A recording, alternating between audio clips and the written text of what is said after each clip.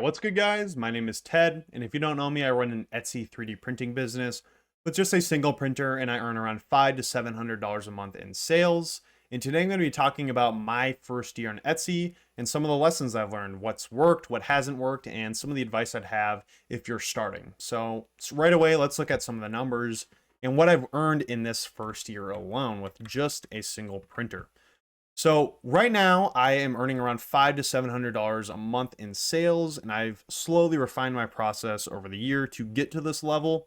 And in the entire year alone, I've earned $4,600 in revenue, obviously peaking in like December, November, and those months.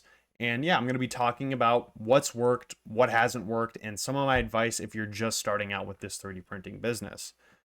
Now, the first piece of advice I want to give you guys is that you just need one printer and a few successful products to really start making these numbers and consistent income, and honestly just paying your printer off each month with the profits you're making. So I have 3 total products, and I work around 1 to 2 hours a week making these numbers and making these sales. And the product that really took me over the edge here is the pattern weight. And the biggest thing I want you guys to take away from this is that you just need one successful product to start making money with your 3D printer. And you can do that by solving people's specific niche problems. And the way I did this for the pattern weight is that when you're sewing, you have to cut out different pattern pieces. And those pattern pieces, sometimes they fly up like this. Now, the pattern weight is something that already exists here, but it's flawed. And I took it and I innovated upon it, and I just made it overall a better product, which helped lead to my total revenue for this singular product in the year I've been selling on Etsy to be $4,800 before fees and shipping. And the biggest thing I want you guys to take away from this is that you create products by solving people's problems in your specific niche. This can be something you enjoy doing, a hobby, an activity, something you do day to day, and really analyze and think about that process and where you run into errors and hiccups whenever you're doing that activity. And this is what I call micro innovation. You take an existing product and make it better to solve that specific problem you're running into. And you solve that problem with this product in this specific niche. And like I said, I ask myself every day, how can a product I use be improved? What am I specifically annoyed with when I'm working day to day with this product? And that was the biggest thing that really led to my success in my first year of 3D printing, running this 3D printing business. I had one single product, the pattern weight here, really explode in popularity because it solved this problem that I kept running into day to day when I'm cutting out different pattern pieces for sewing. And you can take that same concept in your day-to-day life and apply it to create a product that is very successful and leads to a lot of sales. The other tip I have, and what's really worked well for my shop, is consistently running a 25% off sale. That really helps out the Etsy algorithm. And what I do is I just price my products as if they were going to be on sale anyways. So I'm constantly running this sale, creating pattern weights that are $18.99 and creating this thread bin that's $17.99 to create products that appear better on the algorithm. When you run a sale, you go way higher in the algorithm. And on top of that, the other thing that's been really successful and I think led to almost double my sales was creating these gift listings. So it really opens up other people's eyes to purchase this product. So like I said, this product is for sewists, people who like to sew, people who like to quilt. And that's only so many people who are going to see this product and want to purchase it. But you can really expand that reach when you make it a gift, and when you make it for your specific niche, a gift for sewists. People are more likely to buy that product because there's more people seeing it and there's more people seeing this listing. And with that, make sure that this listing is very different from your main listing here. So I made this my purple pattern weight with a white case, and then this one is just a black weight. And that really creates a lot of contrast here, but I digress. Creating different listings allows you to understand what works for your specific product. And you can A/B test and really test out different photos, different thumbnails, what works for this specific product to create a successful product that people are intrigued by and want to click on. And on top of that, I found ways to upsell, and I think that really helped out with my profits from my shop. So the pattern weights alone, it's just a set of 4 with no case, making $9 per profit. But with the case, I make $14 per profit per sale. And that's another thing too, is you want to make sure that your products are making $10 to $13 in profit a sale at minimum. Now I know I have the $9 pattern weight profit, but that is because it is a very competitive market. So I do want to price myself near some of my competitors in this space. That's another thing to consider. But finding ways to upsell can really lead to a higher profits and get a higher total per sale, which leads to more revenue and more profit, and you become happier. So with that, I also want to state that the product is not just the product. It's built up of photos, videos, a great product description, great tags, and great reviews. And when you can hit all these nails on the head, you create a successful product that has more likely to sell. The photos really draw people in and want to click on your product. It really intrigues them. So using things like contrast and saturation to help differentiate you, or look at similar listings for your product. How can I make mine different and stand out? The video really helps reinforce that problem you're solving and helps people be like, oh yeah, I've seen this. I've ran into this problem many times in this specific niche. The description, that really helps out with the algorithm. It really helps the user have a sense of urgency to purchase your product because it solves a problem they run into day to day. Tags, that's mainly SEO and the algorithm.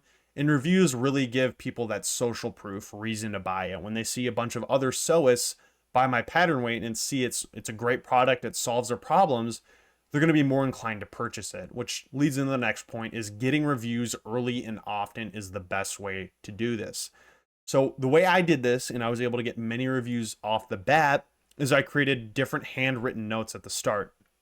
And it can be as simple as this. You can totally just copy this template here. Thank you for your order, and then I put their name. Hope you enjoy this product, and then I write a catered message toward this specific niche. So in my case, I said happy crafting because it is a sewing tool. And I also added, as a small business, a review would mean a lot. And then I add my signature. People are very sympathetic to small businesses. They want them to grow. So when you add that in, people are more likely to leave you a review instead of just using the product. So those are all the things that worked. Now, what are some of the things that I didn't quite do well? What are some of the things that I can improve in the future? And I think the biggest thing for me was ad spend. I kind of fell asleep at the wheel with ad spend, and I didn't really update it or monitor it too much. And I want to have a goal now of having a 3 to 4 ROAS. So what's ROAS? Return on ad spent. It's the amount you spend that you get in revenue in return, and you want to aim for 3 to 4. So meaning the amount you spend, if I spend $1, I earn $3 to $4 per sale with that dollar spent. And it's revenue divided by spend. Now, in the last 30 days, I've been able to tailor this up to 2.8 ROAS at $2.60 per day. But as you can see, in the 1 year I've been working on Etsy, I only have a 1.8 ROAS, which is not good at all. I mean, you can see here the spend on ads, $1,100 for $2,000 in return. Sure, I did earn $1,000, but I could have been way more efficient with how much I spent on these ads. And kind of in this time frame here, I was spending $4 to $5 a day, but I wasn't really monitoring it or trying to tailor that down. And it's a lot of money. It adds up. I mean, that's $120 a month in ads. And if I'm only making $500 a month per sale, I mean, that really cuts into your profits. So my advice would be to find that ceiling of what your ads are at. So for me, I think it was $6 a day was the most I was spending, and I wouldn't quite get to that $6 a day.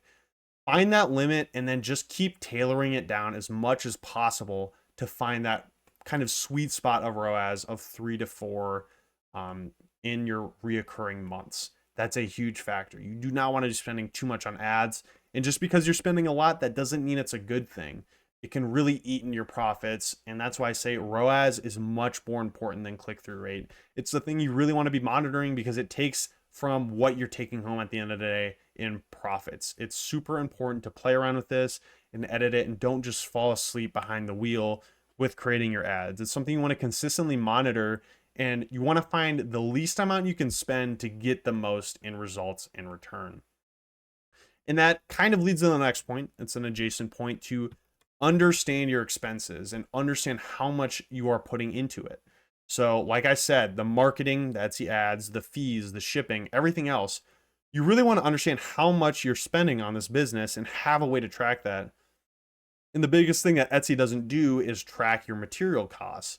So for me, I created a simple Google Sheet that I just tracked my different expenses I had. So at the top here, I had my 3D printer, etc. And I just have all my different, filament, other purchases, boxes, and I made sure to keep track of that so I knew how much profit I was making each month at the end of the day.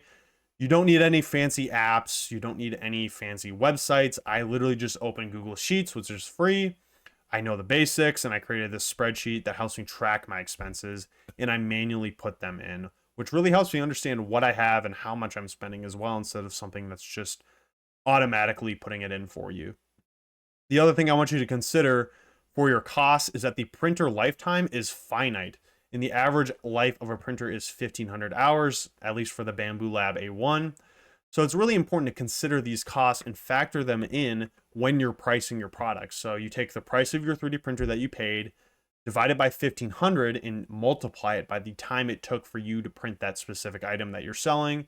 And that creates the printing cost. In the end, as you can see here, it's like 53 cents. I think this was like a 2 hour long print. It's a small fee, but it does add up over time. And eventually you're going to have to replace that singular printer you have or expand out to more printers. It's a finite resource. They're not going to last forever.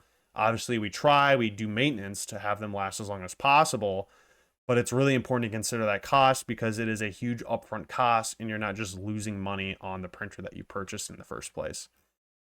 So in the end, with everything I talked about, here's some advice I have for you as you're starting your 3D printing business with just a singular printer.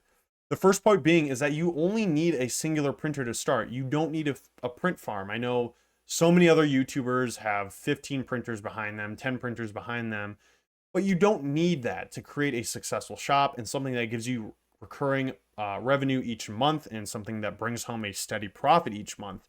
You really just need to create a few successful products, and you just need one successful product to really get you over the edge. Now, I'm going to be honest, my pattern weight is most of my sales, and I do have two other products that perform very well, but that one successful product was literally the difference between this being a failure and a success. So really spending time about the problems you run into day to day, what specific hobbies and interests do you have where you run into problems day to day that other people would pay money to solve? And that kind of leads to the next point of creating products that solve people's problems and making sure that those products are making $10 in profit per sale minimum. That way you only need to make 30 to 40 sales, which is something one printer can totally handle in a month, to lead a steady profit and a great side hustle that you're not really spending a whole lot of time on because you're not really manufacturing these yourself. Your printer's doing all the work.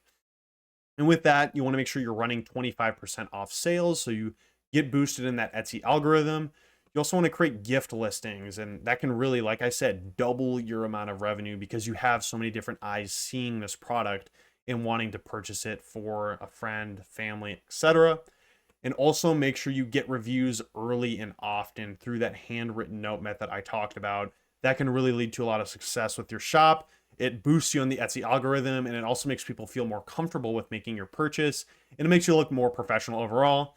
And you can get that star seller rating, which again boosts you in the algorithm. A lot of this is both balancing the algorithm and the social aspect so that people feel safe purchasing your product and they know it's going to solve their specific problem they have.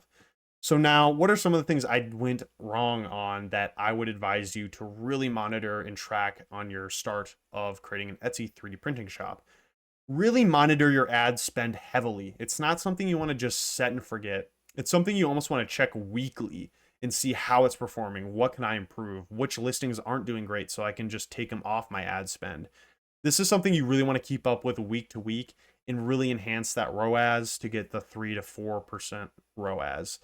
And also with that, understand and track your costs that you have with your Etsy shop. So what are the materials you're purchasing? How much was my printer and how much lifespan does it have? These small things really do add up and really should be considered when you're pricing your products. That way you're actually coming home with a profit each month. I think with the problems and issues I had each month, I wasn't bringing home as much profit as I should have. And when you know these issues and when you know to check your ads weekly, you will have a more successful shop and have more money for yourself. And who doesn't want that? So that's everything that you guys need to know about my first year on Etsy, some of the wins and some of the failures. And I hope you guys took something away from this. And I hope you guys are more encouraged to start your 3D printing Etsy shop It's not something you need a print farm for. You can start with one printer and be successful. So feel free to ask any questions in the comments.